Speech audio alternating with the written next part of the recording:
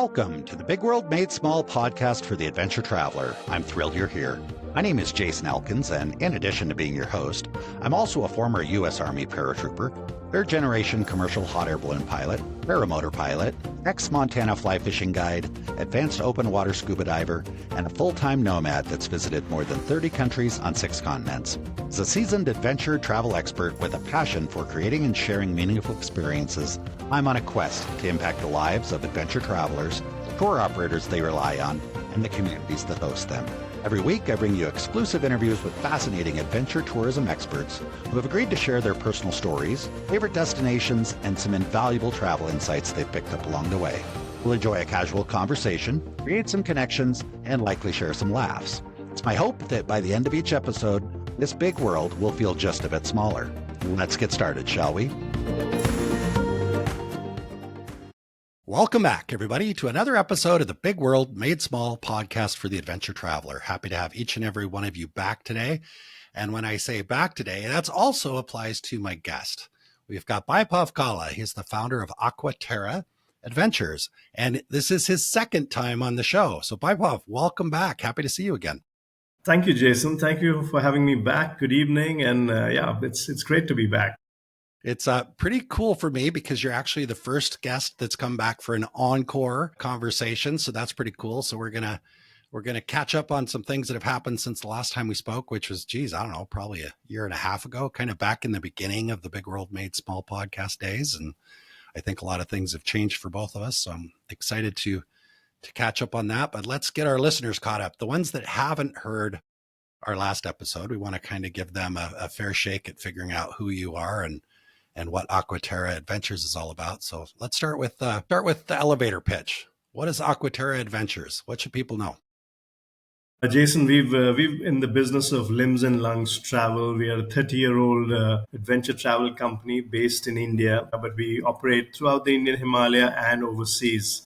So from Aconcagua to the Yangtze Basin, from Chile to Morocco, Jordan, running the Zambezi, to climbing Kilimanjaro, and several multi-day options in the Himalaya. That's what we do. We also have a hospitality end of our business, which operates 2 camps and an activity lodge as well. So we are a bit of a hybrid firm. We've realized very early that seasonality is the bane of adventure travel companies. So we try to beat that and just to make sure that we survive and we have a good team while we're at it.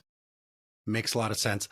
I don't want to put words in your mouth, but I thought I heard you say you're a limbs and lungs company. Is that what you said? Yeah. I mean, limbs and lungs travel. I mean, it's all about just physical outdoor pursuit and, our nature experiences. We don't do any of the motorized stuff. So it's all human powered, activity. Okay. So like rafting, kayaking, walking, hiking, climbing, high ropes courses, climbing walls, swiftwater rescue courses, kayak clinics, etc. So it's your limbs and your lungs that get you to, well, I mean, I'm sure you use transport vans occasionally and stuff like Yes, that. for ferries. I got it. And I remember from our last conversation, we had conversations about a lot of cool things. We're going to weave some of those in here for the listeners that weren't able to hear it the first time. But your personal story is of real interest, and I want to dig into that because, most of the people that do this type of work have some sort of interesting story. Yours was really fascinating. So let's kind of recreate that part of the conversation a bit. And let's go back as far in time as you think we need to go in order for people to kind of understand, how did you get from where you were to where you are now? So, Jason, young and foolish. I was 18. I was in college studying chemistry and science, and we had a very active hiking club in our college in Delhi University, and lots of hiking and climbing followed. I graduated in 1992. I was 20, and river running was just about starting in the country. It was a new import sport, and there were just about 6 guides in the country. The Americans had come and done the first descent of the Ganges River. That's India's holiest. And there was a small cottage industry that had started. So I signed up. I trained to be a guide. And by October of 1992, I was guiding weekend warriors down the river, taking them hiking, etc. And I did that for about 3 years. And then cabin fever hit because it was only river running that was happening and I wanted to do more.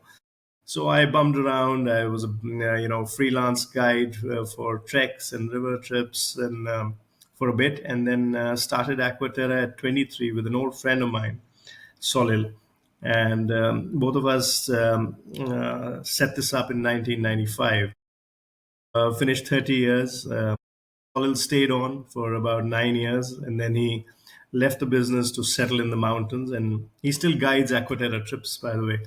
So Okay. he's Oh, very about cool. 70, yeah, and he climbed a 6,000 meter mountain a couple of years ago at Wow. 69. Yeah, so he Well, is. I have a feeling you'll be doing that at some point I hope soon. We'll so. be I hearing keep telling stories of him I you. want to be like you when I grow up.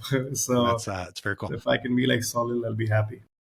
Let me ask you this, and this is nothing disparaging towards science people or people that go to school for the sciences, but they don't always go from chemistry to outdoor limbs and lungs type of stuff. So I'm curious a little bit about kind of the childhood. What led you, maybe what got you going to school for chemistry, and then kind of how did that transition other than you were going hiking? I heard that. I heard that you were hiking and getting involved in that.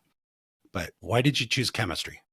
So I was a cantonment kid. We had my father was in the Indian Army. He served in the infantry, and typically of that corps, you get transferred every 2 or 3 years to different locations across India. So I was changing schools, 6 to 7 schools through my entire 12 years of schooling. But we were always in cantonments, which were like it was heavenly being in a cantonment because after school you'd go riding, you'd go swimming and cycling, wide open spaces, obstacle courses. So the outdoor DNA was already being built as one was growing up, and yeah, so it was just natural in terms of the graduation from that sort of cantonment upbringing to the big city to New Delhi. And the Indian education system just made sure that you got the course in which you got the highest marks in school. Okay, all right. So I was Before the we, accidental science student. okay, I gotcha. And I want to make sure I'm clear. I think I know what you mean when you say cantonment. I assume we're talking about kind of like it would be a military base or Yes, something like yes. that, where maybe you've got a little bit more space to kind of spread out and go explore than if you're living in a typical neighborhood. Is that kind of what you're saying? Absolutely, yes. These are Okay. large acreages of army bases, which have residential accommodations for, say, young officers and brigades and battalions, etc. I spent some time in the US Army and lived on an army post that was quite large that kind of sounds like what you're describing. And I also realized that there were a lot of areas that probably were kind of off limits, weren't necessarily fenced off, but were kind of areas that you just don't go hang out. So I just want to ask you, did you and your friends get into trouble very often getting into places that you shouldn't have been? Well, yeah, there were a couple of ammunition depots that had a sentry, and he would tell us to leave. So yes, these were early days again. The environment was a lot safer than what it might be now. Yeah, yep, I can imagine that. And I also envision moving every 2, 3 years or something like that you described, puts you in a spot where you kind of every time you showed up somewhere, presumably had to make new friends. Yes, exactly. I think that was the most traumatic part of moving. New spaces were great, but yeah, making new friends, that was always challenging because new teachers, new classmates. It was tough. So, which is why one didn't end up making too many friends through school, and that only happened say in college and university, and then after. Okay. I suspect there's kind of a couple different potential scenarios that could happen there. If you're moving around every 2, 3 years, but you're in the containment, so you're presumably with other kids that are kind of going through the same situation, which means at any given time, I'm sure you make a new friend and they might be leaving in 6 months. You probably have a Exactly. constant kind of revolving door. So you get there and yeah, they're leaving, you're leaving, which I guess compared to the flip side of which the good thing about that, I'm guessing, and I'd love to hear what you think, is you're all in the same boat. So probably nobody there has this big clique of kids that they've been with for the last 5, 6, 7 years. So you're all in the same boat, as opposed to if you just showed up at a school where everybody else had been with each other since they were 5 years old. That might be hard to fit in as well. What was your experience? Yes, I think it was pretty much what you described it to be. It was, and I think it just builds up your resilience. You just get used to it that, yes, okay, I'll keep making friends, and it may not, be for very long, but, we get moved out, and then we join another school. And so I think it just builds resilience at some level. You make do with whatever you have, and you try and savor that and enjoy it. Do you think that's helped you working in the tourism business? I think eventually it does. I think the resilience for sure, because these are spaces which are difficult to navigate when you're young, and trying to trying to get rooted to some place, and then by the time that happens, you have to move on, and yeah. So I think resilience for sure, it does get built up. And probably a bit of adaptability and just flexibility, Sure, because like absolutely. when you said, you're kind of bouncing around doing different things, presumably different places, different team members, different colleagues, and that was probably just no big deal. I'm used to this, right? Yeah, you roll with the punches, as they say, right? You just do what you need to do. All right. What's the earliest moment that you recall thinking, you know what, I think it'd be kind of fun to work in the outdoors and to maybe you didn't have the label tourism. I don't know. You tell me. I think when I was 18 and 19, I was quite sure, because I just loved climbing. It was really love at first sight for me, in terms of just being out with a backpack, hiking, doing stuff on your own, going out with friends, and going climbing over the weekend to a nearby spot. So everything that was out, running a marathon, playing squash, just being out and active was what I think I realized very early is what I wanted to be, because that's where I think I was happiest.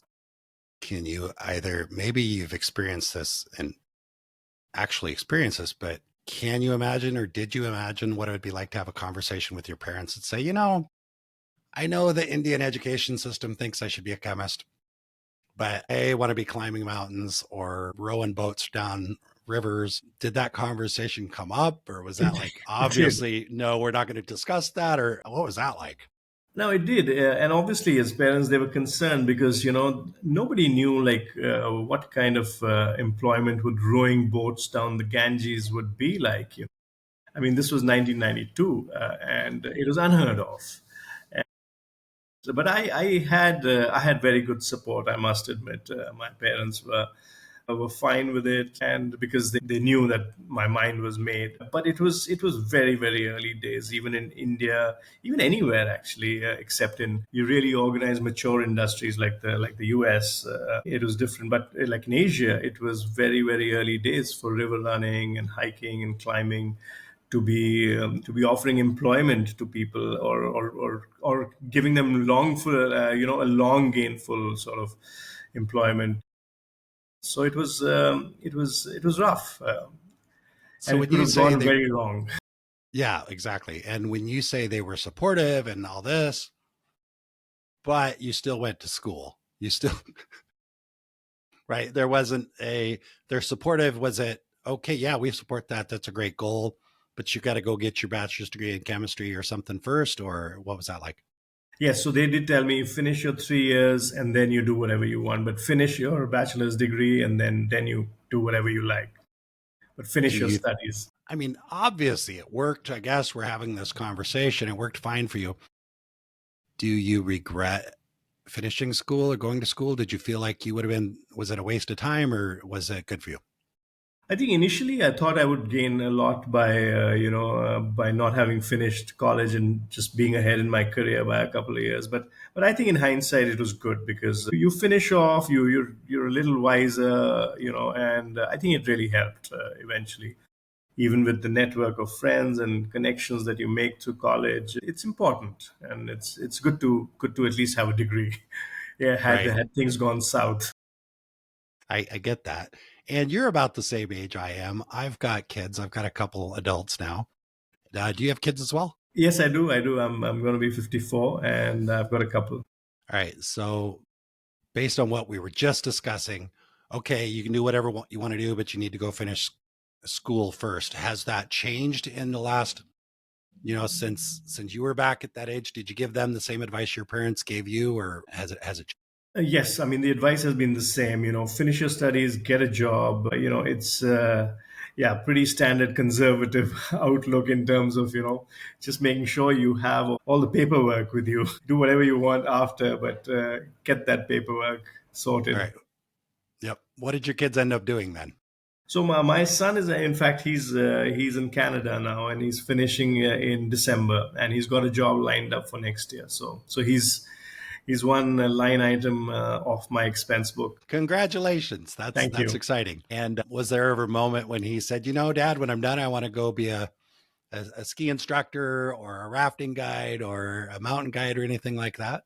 Not as yet, but he's done a lot of travel. The kind of travel we do, he's done a few expeditions. He really enjoys the outdoors, but I think he wants a regular job. He's not. I don't think he's ready for like a full time outdoor career. Not as yet, at least. All right. Well, I've had a lot of conversations with people here on the show that it took them 5, 10 years at a real job before they decided, okay, I got that out of my system. Or it goes the other way around. That could happen as well. So, all right, that's very cool. So let's go back to, well, when you were in school studying chemistry, were there moments when you thought, well, maybe I will get a job? I mean, were you applying for jobs in chemistry when you got to the end of your schooling, or was it just a certain thing? I know exactly what I'm doing when I'm done. No, so in my first year, I did apply for the Merchant Navy. I got through the written examination, but I was colorblind. So and colorblind, and apparently not. They want perfect vision 6 by 6, which I wasn't. So that was the only sort of occupation that I did try for. It just seemed really fun in my first year, and then after that, it was with as I got into more and more hiking and climbing, it was always going to be the outdoors. All right, that's very cool. So, kind of walk us through. You mentioned that you were kind of initially on your school breaks doing some work, and then you started moving around doing some things. Tell us a little bit more about that, and so we can kind of. I mean, you gave us the overview. Now let's pick it apart a little bit. Were there moments that you recall that you thought, what the hell am I doing with my life? I need to go get a real job. Or were there other opportunities that were like, wow, this is amazing. I'm never going to turn.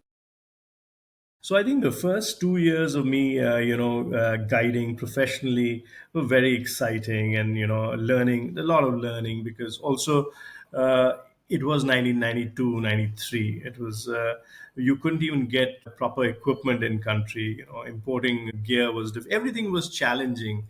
And so you learned a lot, learned to innovate, learned to make do with limited resources, manage things, because it was literally a cottage industry, like I said. And so you learned a lot, which was very exciting for a 20-year-old to be learning new things every day, every week. And I think the stagnation, the boredom only set in, after about 3 years, which is when I thought, I can't be running rubber buses down the river with weekend warriors every weekend.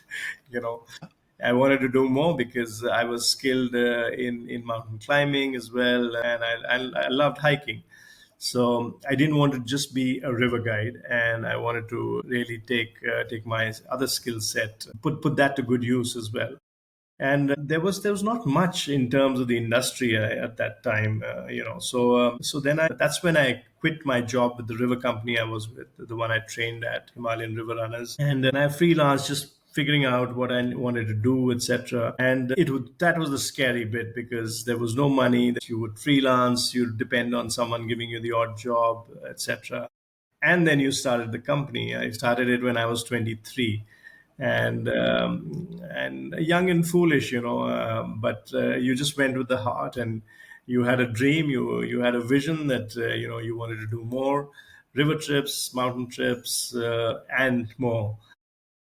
And that's how Aquaterra started in 1995, and with the vision to just offer people a very wide repertoire, from soft adventure to hard demanding All trips. right, cool. That gives me some questions. I got a few here. Let's start with, because you'd mentioned that it was kind of new stuff. You kind of mentioned like where it's like cottage industry and you didn't have a lot of the equipment. Did you have a lot of, were you interacting with other guides maybe from the States or other countries that kind of thought, oh, we know what we're doing. We're the big shots, and they show up, and were you working side by side with them, or did you run across them, or was it just all Indians? No, so there were a lot of visiting guides that would come because there was a paucity of Indian guides. So I got trained by an Irish guide, Jonathan O'Leary, who'd take me down the river 3 times a day. Just sit behind, tell me, how to row, how to navigate rapids. And then there were visiting guides coming in from the UK, from the US, all the time. So you worked with them, and that was great because you got to know a different way of working. People from a culture where this was already established and it was not a very nascent sort of industry. So Would so the, yeah, like I said, this was part of the learning as well. Just working with people who were from more mature industries. would they complain about the lack of proper equipment, or because I'm envisioning them showing up, they're used to maybe having access to newer equipment or different equipment, and then they show up and they're mumbling and grumbling, oh my gosh, I can't believe these boats or these oarlocks are horrible, and then you're maybe hearing this. I guess where I'm going with this question is, did you even realize, or how did you realize that the equipment you had wasn't really up to par in the beginning? So I think it was sort of up to par. There wasn't enough of it. So Ah, like okay. we would never have a spare rescue bag, a spare oars just lying in the store. You had to be very careful not to break a blade.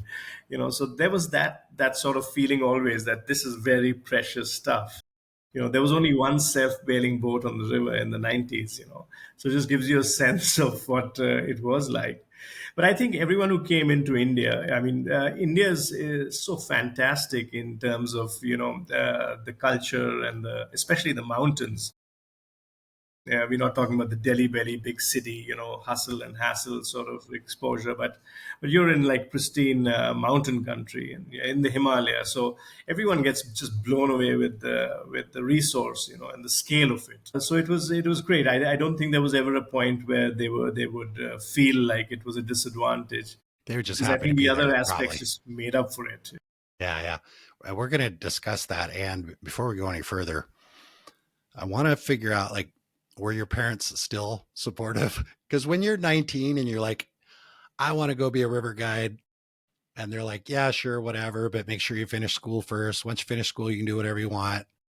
But then I can imagine when you're 22 and you've kind of finished school, and then you actually say, okay, now I'm really going to go be a river guide. Were they as enthusiastic and supportive, or did that So they were change? worried. They were worried, and I started Yeah. at 20. I finished college at 20, and I joined the industry right away. So they were worried then, but I think they were more worried when I quit my job and started my company. Yeah. That's even, yeah. So that was a bit of a shocker because nobody knew where it would go. Right, it could have gone horribly wrong. But I think that was one source of support that really kept me going. They helped out with initial, little bit of funding, etc. Just a little bit of pocket money to get by, and just sustenance levels of support.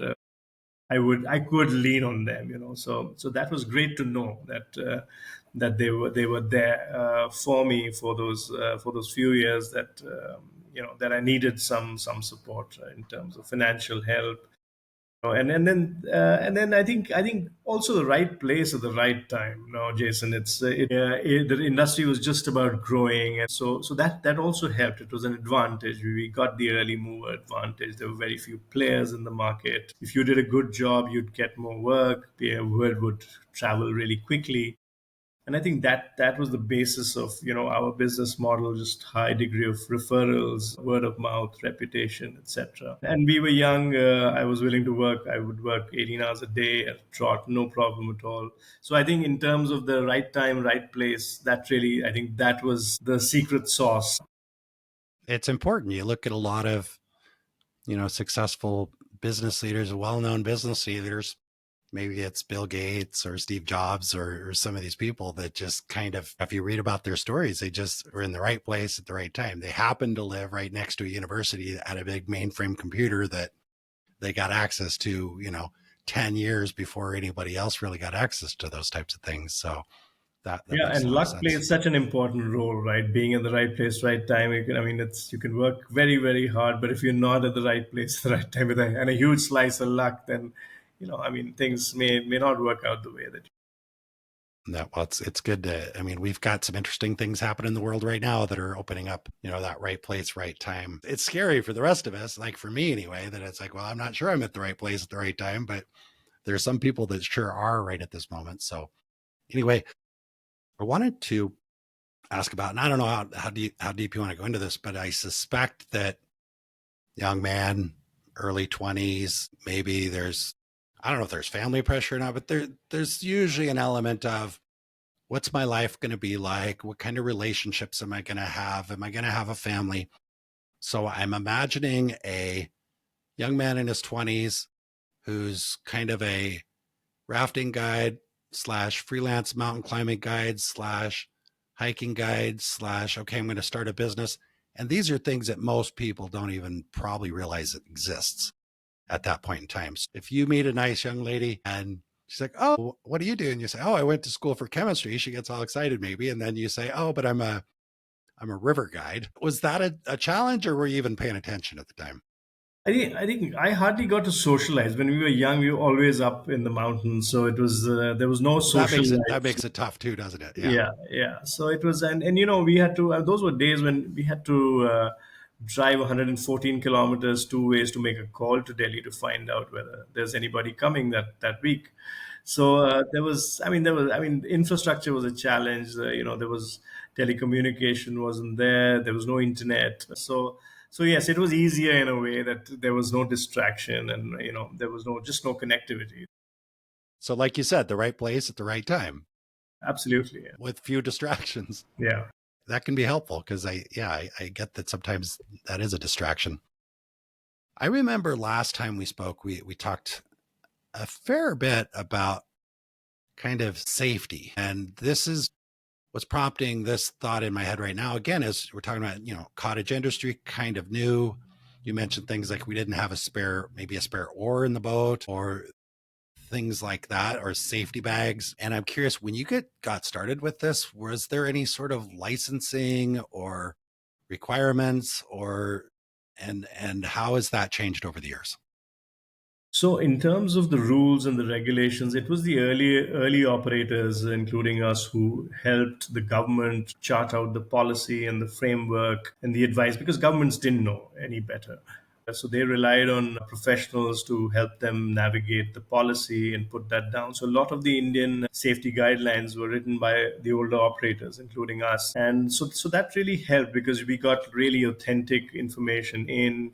There were early days. There was one way to do it. There were no ways to cut corners. Safety was what it was internationally. The benchmark was there. We all knew about it. We may not have had access at that point to everything, but we knew what we needed. So it was a very clean sort of understanding about what the industry needs to be and what we had to strive to get to. So Who in would, fact, when we started, sorry, yeah. I was going to say, who was really pushing for that? I'm curious. Was this the government saying, we don't know anything about this, but we know that we need to implement standards and safety and security, but we don't know how to do it? And then you guys kind of just helped them figure it out? Yes. Or was it you guys saying, hey, we need to implement these rules, these regulations, and you going to the government saying, here's what we think that needs to happen? I just trying to figure out who was driving the train there. So I think the initial push came from the industry because we wanted the permit system in, because the governments, I mean, you have to work with a licensing system, and the government didn't know. They knew that they had to issue permits, but they did not know the conditions of the permit. So it was sort of symbiotic, because we wanted the security of the permit and the license, and the government needed to know what that would.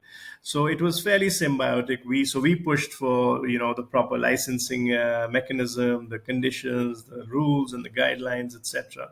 And the government figured out the permit rule pretty quickly. So and they weren't cognizant of what this could be, or where this could go. So they were fairly cooperative. It was an absolutely new activity in the country, and they were curious. So yeah, I think fairly supportive at that point in time. Were were there people within the government that were enthusiastic enough about it to say, I want you to show me firsthand. I want to understand this. So take me on a river trip or take me on a Absolutely, climb. yes. Okay. Yes, so that was definitely part of it. They would come down. We had beach camps then. They would come down.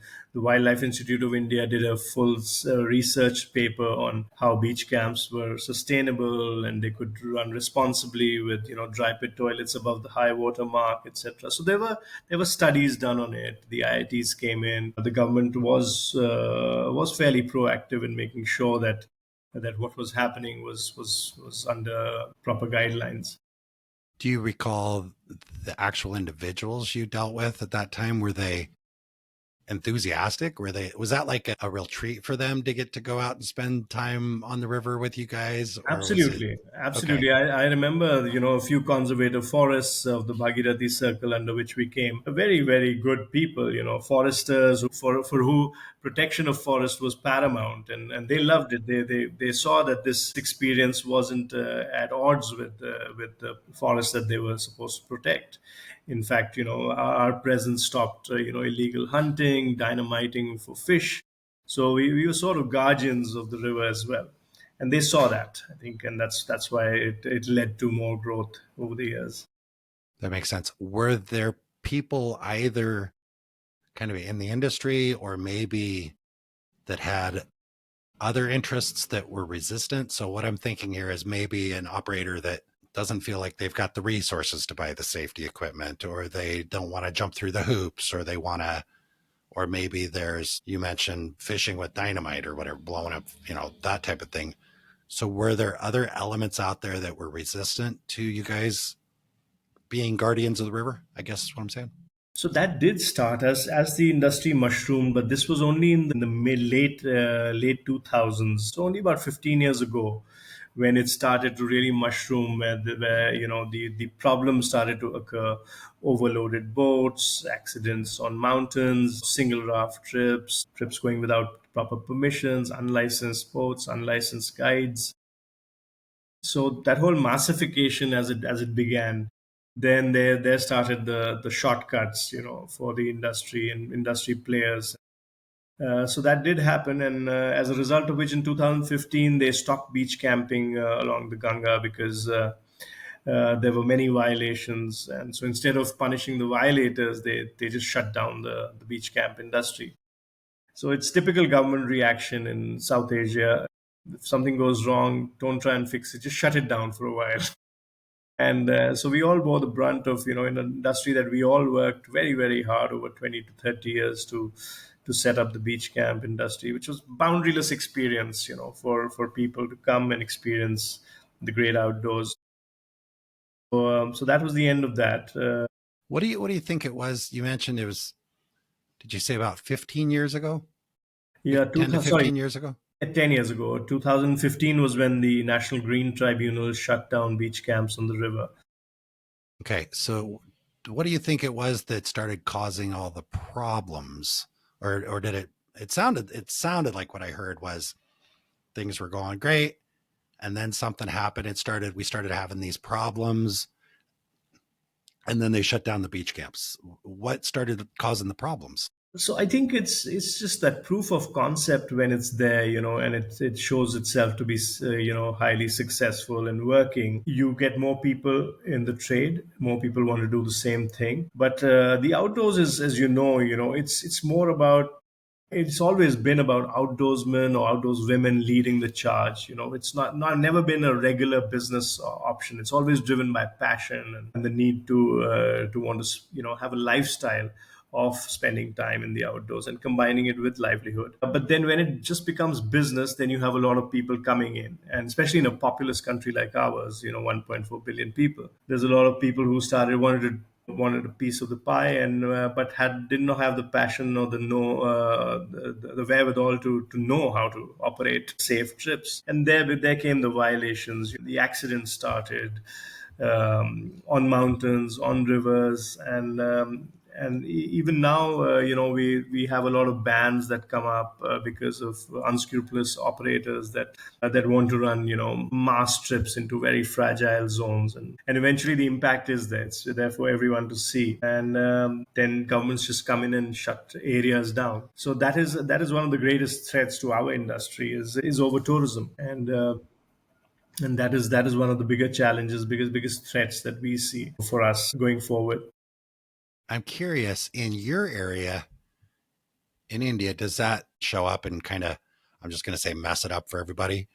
Is that high intensity? Is that like where people are slitting tires of boat trailers and stuff like that? Did it ever get like that, or was it how?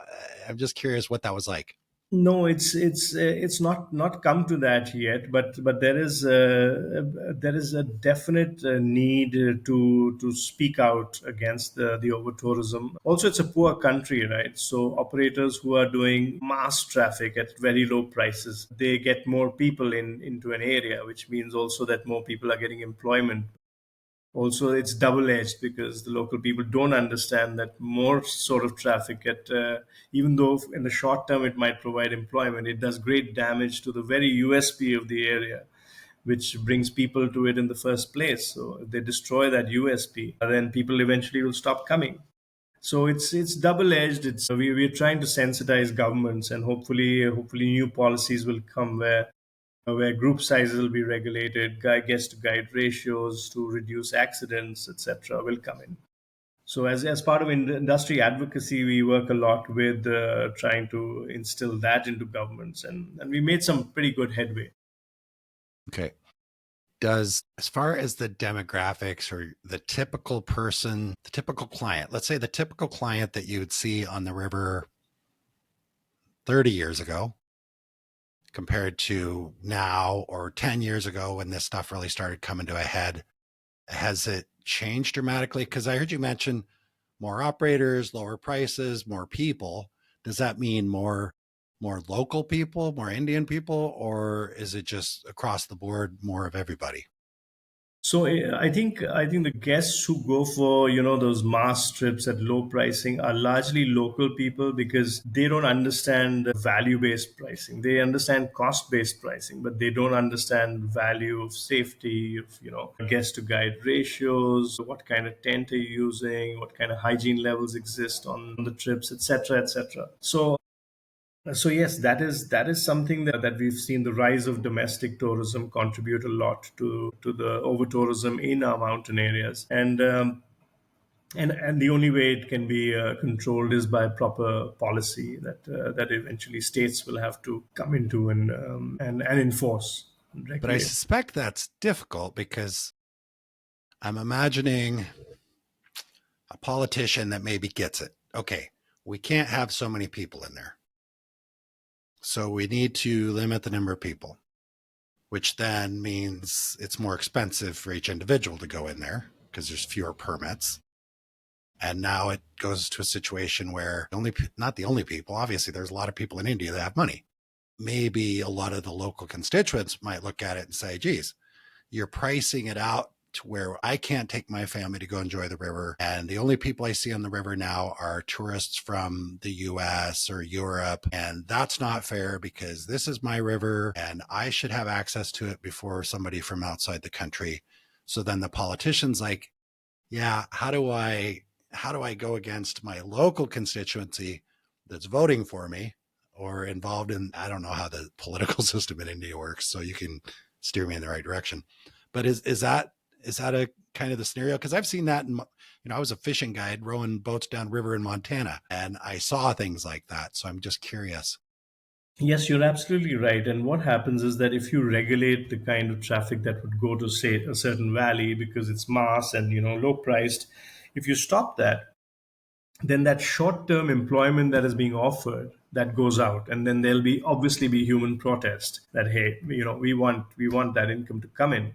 Again, that realization between at what point do you control it, because if you degrade the very USP of that region, eventually people will stop coming there, and there are many examples of that already across the globe. So that is where the environmental impact needs to be controlled, and secondly, The human risk, because what's happening in a lot of places, not only India, is that low price trips will always end up having a higher accident rate, because lower price trips are cutting corners on guest guide ratios, the kind of equipment. A lot of accidents in the Himalaya are happening because availability of tents for 3,000 rupees, going up to 5,000 meters. When a squall comes in, a snowstorm comes in, those tents get buried with people inside.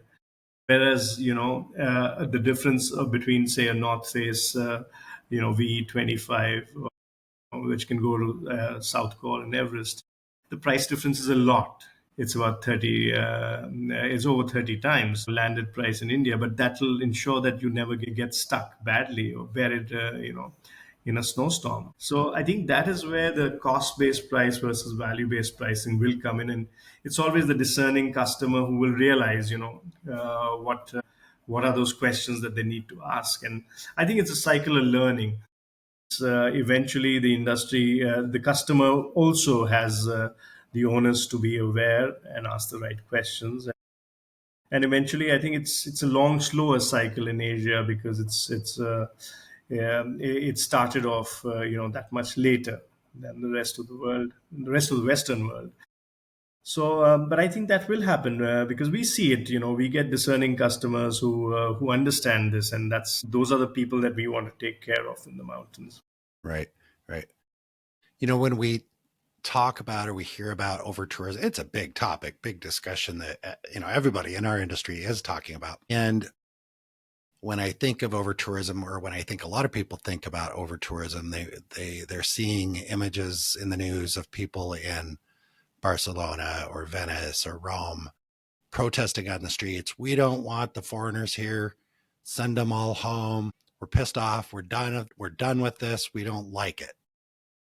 But the over tourism that you're talking about still fits into the over tourism category. But the local, other than maybe operators like yourselves that are trying to provide a high value product, are there people out at the boat ramps on the river complaining that there's too many people there? Are there protests about too many people there? Or is it just you as an operator realize there's too many people? So the too many people scenario, it's less visible on rivers because boats just go. It's transient, right? I think it's more in your face on trekking routes where the campsites are, people are just captive in one place, and that's where you see the impact of what, say, 100 tents does, with maybe 3 toilet tents. So it's more evident there. I think the consequences of such over tourism have also been more evident in India, because a lot of places have got bans. Like there is a Bugyal ban, which is a meadow ban. In some areas, operators who indulge in mass tourism destroyed the meadows to the extent that the government had to stop trekking to those areas. And it has happened in Ladakh, it has happened in Garhwal. The famous Nanda Devi sanctuary has been shut for a while. So there have been examples of over tourism resulting in government stepping in. Who sees it though? In India, what you're describing, you mentioned a camp with 100 tents and only 3 toilet tents. And I'm thinking, okay, the people that see that and that maybe would think, hey, this kind of sucks, are the people that are the tourists. You correct me if I'm wrong, because I don't know. They're the tourists, or maybe some of the staff, or maybe there's a handful of people that really care about the environment that see it. But the people living in the community, do they see it as over tourism? Like the people in the villages around these areas along these trekking routes feel like there's too many tourists? So there are 3 parties involved, right? The tourist who's coming in, they are blissfully unaware, of what the sort of impact, results over a long period of time. The operator is obviously, he's got vested interest in pushing these numbers. The local economy is short-term thrilled, because that means income for their horses, for their mules, for porterage, for camp hands. So they are getting sustenance, and that's very important for them, because some parts of India are very poor. So these are the 3 sort of players in this whole game, and so which is why it's difficult to have a very quick solution, because it needs a lot of awareness, a lot of maturity, a lot of understanding on all three, on the part of all three parties, for operators to realize that you are killing the golden goose. You cannot destroy the areas that you work in. You cannot have conveyor belt operations, fixed camps in fragile areas, just moving people in at low prices. That is that's killing the industry. The customer has to be aware, and that this is not the outdoors. You cannot enjoy the outdoors with 200 people at a campsite. Adventure travel more and more is about small groups going into more remote areas where 90% of the tourism dollar remains in that region. Hmm. And the locals have to realize that they are the guardians of their area, and they must do everything to make sure that the USP of their valley does not get degraded. So it's three completely different buckets of interest and protection involved. It's a tough thing. It's in my mind, it's kind of similar to commercial fishing. We both know stories of areas where somebody's invested a bunch of money in a fishing boat, and that's how he makes his living. That's how he feeds his family. So he's going to go out and he's going to catch as many fish as he possibly can and bring them back. And as long as there's fish, everything's good. And then if the government comes along and says, geez, we need to protect this fishery, we're going to we're going to give you a quota so you can only catch half as many fish each Yeah. day. It's like, but you're doing the right thing by catching fewer fish. It's better long term for the environment. And he's like, yeah, but my kids are friggin' hungry, and why should I have to cut my catch because somebody else didn't manage this right? Or it's a tough thing, isn't it? It's very difficult. I mean, on one hand, I'm inclined to think that you can't democratize Mother Nature and, have it open for everyone to go and destroy it. And there has to be some way to regulate it. Is price that point? I don't know. I'm not sure. It doesn't sound right. Is awareness the way to go? I don't know. I was on the Aconcagua base camp. I was there in January this year, and they just run it so beautifully, and there is a price to be paid for it. They've conserved it. They run a great operation. There are about 10 companies operating there. The price level is high because it costs a lot to be there. And so there are examples where places can be kept pristine. It's cleaner than Everest Base Camp. It is the biggest base camp outside Everest region, and there is a price that they charge, and you can see the difference. So I don't know which way is good, but I think the only thing I know is that you cannot destroy the USP of the area, because that will kill tourism, that will end the flow of tourism. Right. So somebody, all three parties have to be sync. Wouldn't it be great if we could figure that all out right now on this episode, solve all kinds of problems? But it's a serious issue. I have to ask this. You mentioned that they got rid of, I think you called it shore camping on the river. Yeah, beach camping. Yeah, we had that. Beach camping. So I know nothing about the rivers there, but do you have other options? Because I've been on floats where it's not like there's a boat ramp. You put in somewhere, and then you've got to float for 2 or 3 days to get to the next road. So you do tend to do some sort of shore camping, beach camping, that type of thing. Did you still have options, or would they say no more beach camping? Does that just shut down that stretch of the river, or what happens?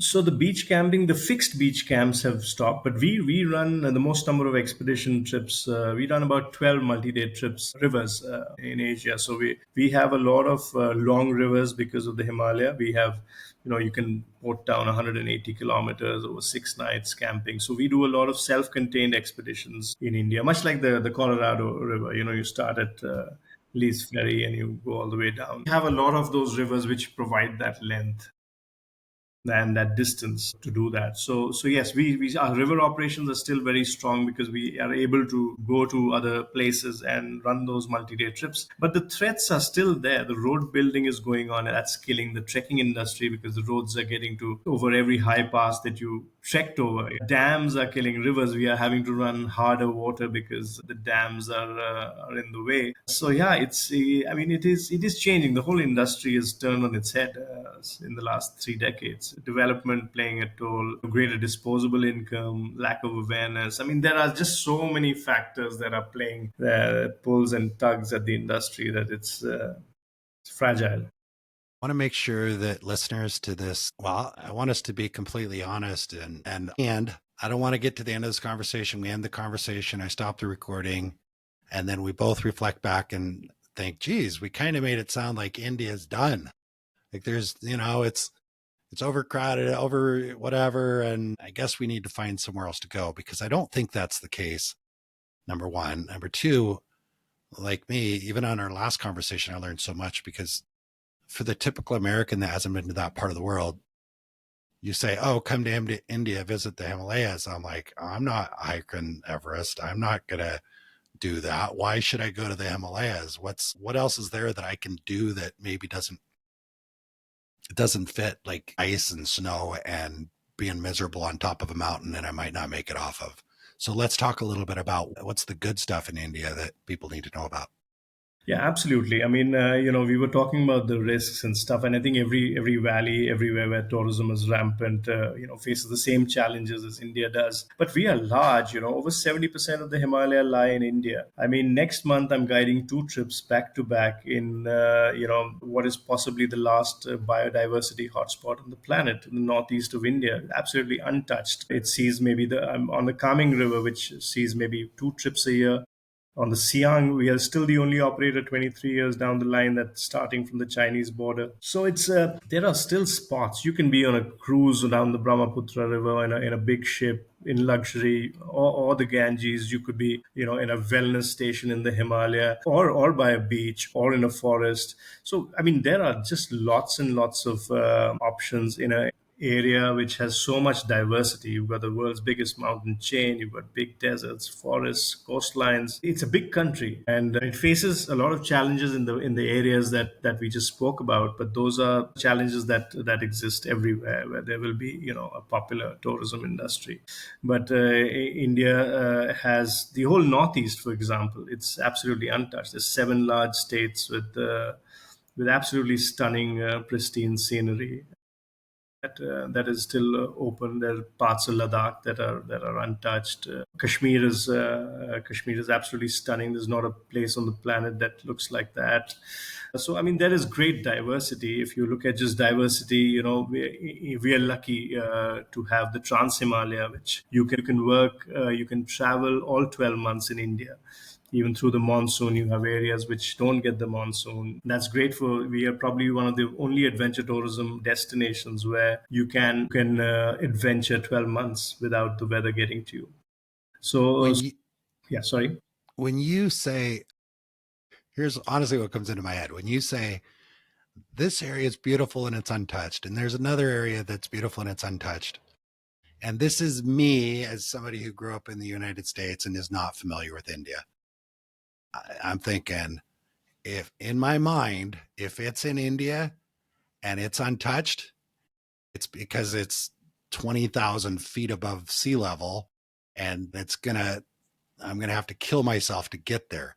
So help me understand, when you're talking about these untouched areas, why are they untouched? How, and what does that mean to me as somebody that wants to go see them? So I think, so in a country like ours, which is it's populous, to curate trips, and that is what we have been trying to do. We try and curate trips to take people to places which are off the mainstream tourism beat. Whether it's river, mountain, spa, or whatever, it is to take people, like I gave you an example of going to Arunachal Pradesh. Every year they're finding new species of snakes, of flying squirrels, birds there, and it's totally untouched. There is no infrastructure. You don't have to go 20,000 feet up in the air. It's the Himalayas run northwest to southeast, so even in winter it's very ambient temperatures.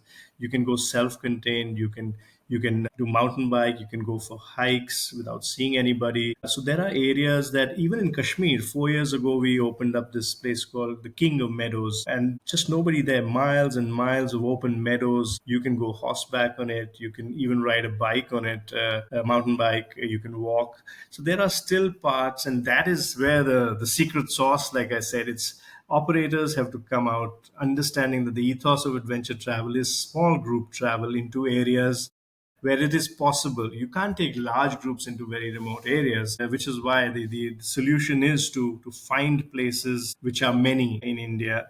To take people remote, varying degrees of difficulty, and in small groups, and that will be the future of adventure travel the world over. Are you hoping that other tour operators, maybe that you would call your competitors in India, do you hope that they listen to this episode and learn that from you? Or do you feel like by even saying that, you're almost inviting them into those areas to where I don't know. What do you think? I wish more would think this way, and I think over time everybody will learn that there is no point in destroying the very industry that you're trying to help grow. And I think there is also a large mature audience in India. There is a large mature adventure travel industry in India. But unfortunately, the impact that an unscrupulous operator can make just is far greater than what maybe 20 good operators can do. So I think there has to be a change of vision, a change of outlook, a change of ethos about not only just environmentally, but safety, risk. Everything has to be assessed, and it cannot be cost-based pricing. It has to be value-based eventually. And the sooner operators realize that, I think our destinations will be better safeguarded. Okay. So what I hear you saying is, if these operators can realize this and make these changes that we really need to make as an industry in India, that's the only way we're going to keep this going and do well with it. So it's almost like you need to encourage them, because here's the thing.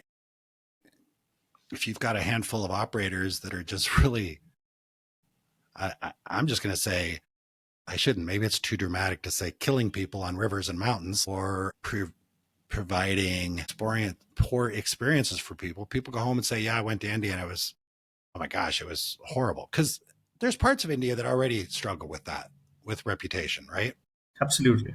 And so if someone goes home and has a bad experience, they're going to say, I was in India, I didn't have a good experience.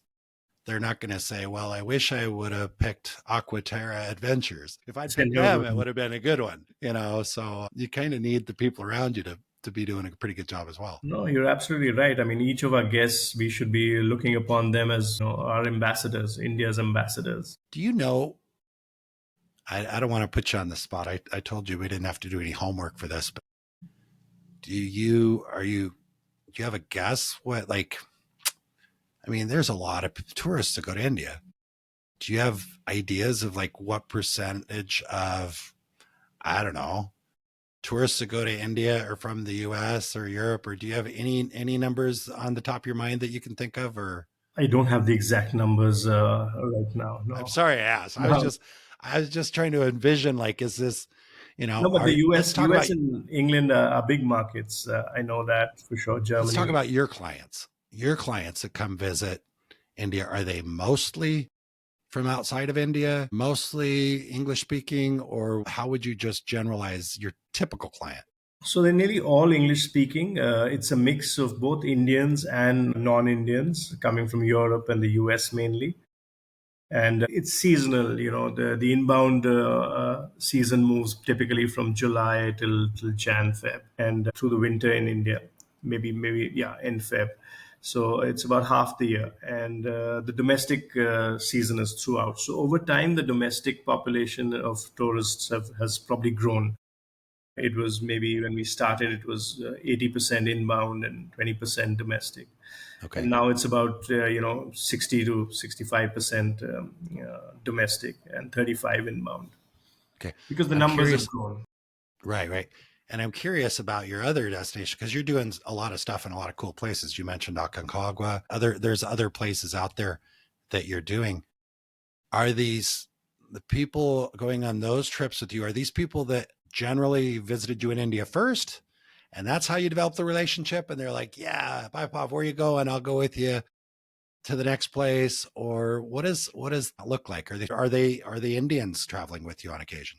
So it's a mixed bag. Like I said, it's people. So we've been in operation for 30 years, and we don't have any marketing boots on the ground. Our business revolves around referrals, word of mouth, repeat travelers. So you would tell somebody, "Hey, you're going to India." So that's how it works. And I think over time we realized that's the best sort of guest to have. Somebody who's come through referral. A lot of questions that would be asked by somebody brand new are not asked by customers coming from referrals. And so turnaround time is very quick. You know the sort of person you're dealing with. And yeah, so it's a mixed bag. There's people from India, from overseas, but generally at our price points, it is always the discerning traveler who is aware. You asked about how's the traveler changed from 30 years ago to now. The travelers of the 90s and the 2000s were far more aware. They were tougher in terms of robustness. Adventure travelers of today are definitely on a needy scale, needier for sure. They need more care, they need more supervision, they need more advice. Is that now, but let me ask you this, is that, because I've had a few conversations with people and I've been around long enough to know some people started their business 30 years ago and their clients were all 30 and now they've got the same clients, but they're all 60. So I guess the question is, do they need more because they are 30 years older? Or are we talking about they need more because society has changed and we've just all got softer? I think the latter is true. I think they're just not that clued on into adventure travel anymore, and they generally don't have the skill set like the travelers uh, of the 90s and the 2000s. You wouldn't have to tell them how large a duffel bag that they would need for a 7-day hike, or what's the literage of their day pack. What all they have to carry in there. So what I'm trying to say is that today's traveler, I think even if they know, they expect a higher level of inputs, of information, of updation, of. Isn't that interesting? Because we're living in a world now where there's access to more information than we've ever had in the past. And I hear you saying the travelers today need more information. So do you think that this is a case of almost so much information that they just don't know? And it's like, I read 15 different Reddits and I asked ChatGPT 14 different ways and I watched 87 YouTube videos and they all said something different. So now I don't trust myself. Whereas That is also 30, true. right? Yes. Whereas 30 years ago, it's like, 7 days, probably need about this much stuff. Yeah. Okay, I'm good. But now it's like, instead of they just like, I'll just go to Google or ChatGPT Yes. and by the time I'm done with that, I'm like, I don't know if I need just one pair of shoes or a whole bag. I don't know. So I'm going to go ask Vaibhav and his team. What do you Yeah. think? And needing to be in control, like everyone's got these smart watches. How far are we? How long are we going? Why aren't we there yet? The day plan didn't say that there would be this and there would be that, or it would take that long. So you get these questions were never asked. If it was an 8-hour day and you left camp at 8 o'clock in the morning, you wouldn't ask how far it is till it was 4 o'clock in the evening because it was an 8-hour day. You wouldn't Mm-hmm. ask at 11 o'clock how much have we done and how much is left. So I That's think true. there is a need to be in greater control of the experience now than earlier, because adventure is about, there's risk, there's effort, and there's unknown. I don't know whether you're going to finish this hike. I don't know whether you'll get to the summit. I don't know whether it'll rain. I don't know whether we'll be able to get there today. And that is the whole charm of adventure travel. I I spoke with I remember one of the guests I had on the show, and she's like, "Yeah, we don't give them an itinerary.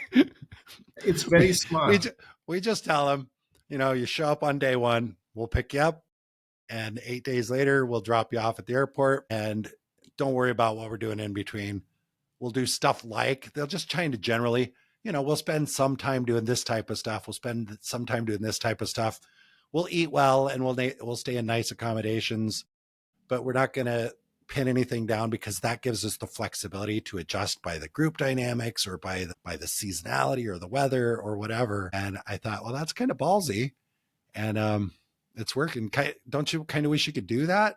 Yes, there's two ways to do it. One is to do just go this way and just say, yeah, day one pickup, day drop. Because I think even if you give an itinerary, I've had people asking me why isn't this plan more detailed? Why don't we have more information? And so yeah, it's tough because guests do want to be in control of the experience, and I think that is what dilutes the experience for them because they want to know everything, every turn, every detail about their experience, and I think that they're robbing themselves of the whole adventure, which is also the unknown.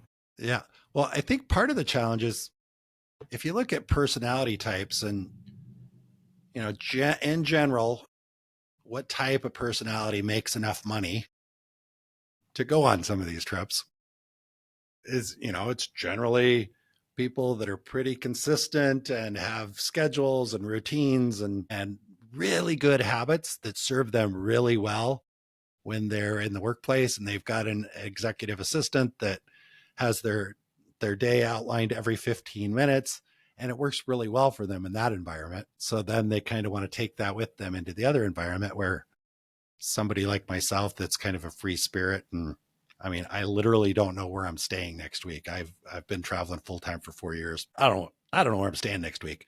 So if I show up on one of your trips and you're like, hey, we're going to go have fun, I'm like, okay, cool. Wake me up when it's time, and I'll, give me 15 minutes to get dressed, and we'll go. But I Yes, also don't that have the that kind of money to traveler is afford your trip. So that's the problem. that traveler is probably lost lost to the world now. Yeah. Well, it's probably the type that you were around a lot back when you were getting into Yes, this, absolutely. They knew when their you stuff, were, and yeah, they didn't need the neediness level was way less. They didn't need to know everything. They knew a lot already. yeah, that's probably some of your guests might listen to this. So we're not talking about your clients. We're talking about the clients for the other operators, right? Absolutely, yes. Yours are all super easy and never have any silly questions. And yeah, so what do you as a team? Well, I don't know. We've got a lot of tour operators that listen to this, that you do actually deal with a clientele that has some interesting stuff going on. I mean, a lot of tour operators probably have trips that are a little simpler, maybe. I don't know if I should say that. I don't want to offend anybody. But like as an American, like I told you, if I think of the Himalayas, a place where it's unknown or untouched, I'm thinking I need crampons and an ice pick to get there. So I don't know. So I'm probably going to ask you those questions. If I'm going on a tour that's, a culinary trip in Vietnam, I'm probably a little bit more relaxed about what I need to bring. So you guys obviously do trip planners, packing lists, all that stuff. What have you learned about that stuff other than people don't read it? I Yeah, know you're you're going to say absolutely that. right. A lot of our guests, they end up without coming, having read the PDF. That is so true. So I've started to do more calls with the guests just to set expectations.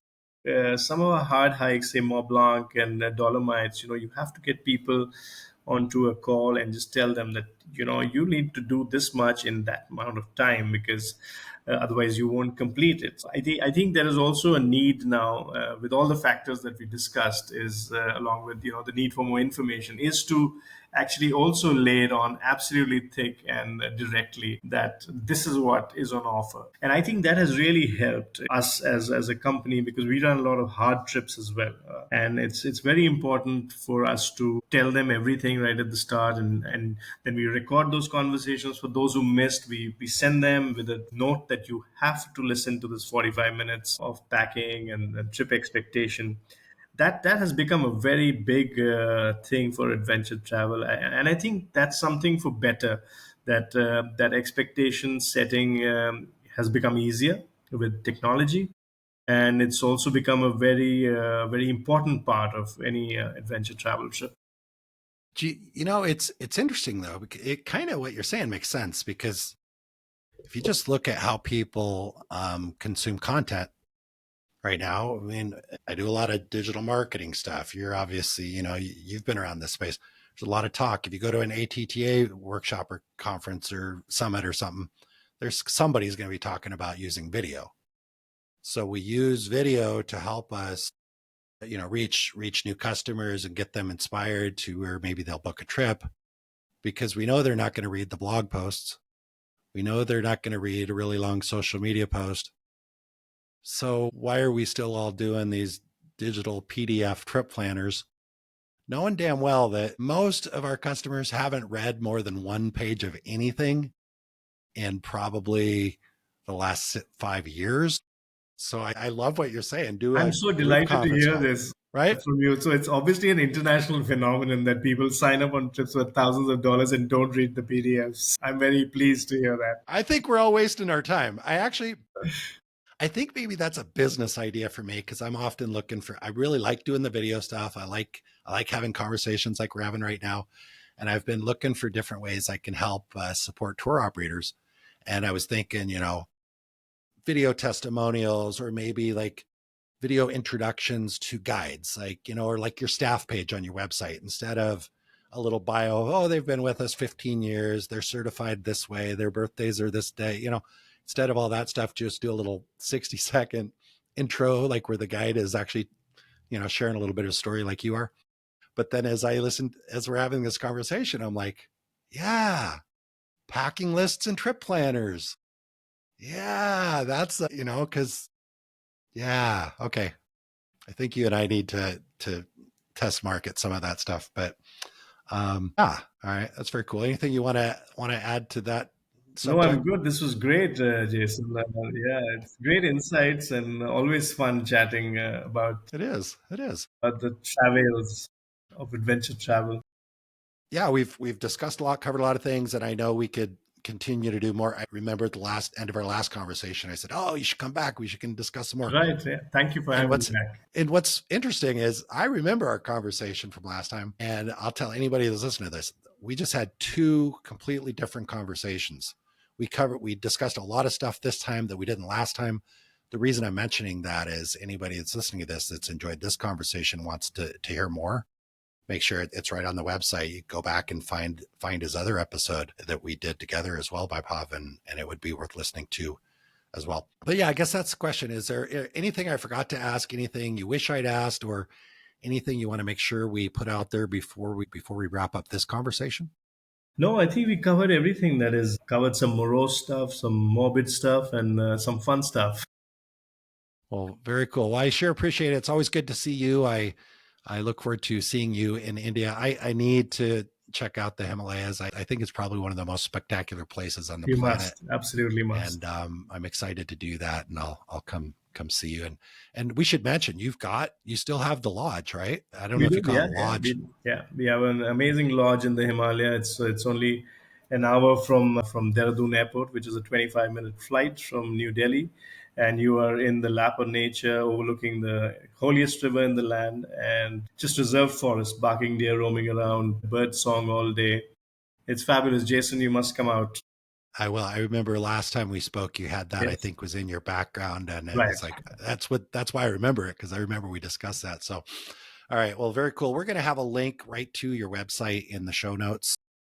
Anybody that's anybody that's listening already feels a connection with you. So if they have any desire to do not just India, because there's other stuff you do, we touched on some of it, but just click on the link, go take a look at Vaibhav's website and reach out. And when you reach out to him, say, hey, I heard you, or I saw you on the Big World Made Small podcast. Hopefully it'll make him smile. And then he'll drop me a quick note and say, hey, we just booked a trip for this guy and his family because he heard us on the podcast. That would make me feel great as well. There's no sort of affiliate links or anything like that. I just like to hear about it. So anyway, Vaibhav, thank you so much. Appreciate you taking time out of your day, and look forward to seeing you again soon. Thank you so much. Thank you, Jason, and Big World Made Small. Thanks a lot. Have a great day. All right, you too. Bye-bye. I trust you enjoyed listening to the conversation as much as I enjoyed recording it. If you're enjoying the Big World Made Small podcast, please take a moment to tell the algorithm by subscribing and posting a review so that others can benefit as well. I also invite you to take a quick trip over to bigworldmadesmall.com and join our private adventure travel community to receive new episode notifications, special access to our guest experts, and perhaps even some exclusive partner offers that we haven't discussed on the podcast. I'll publish another episode soon. Until then, keep exploring. It's the best way to make a big world feel just a bit smaller.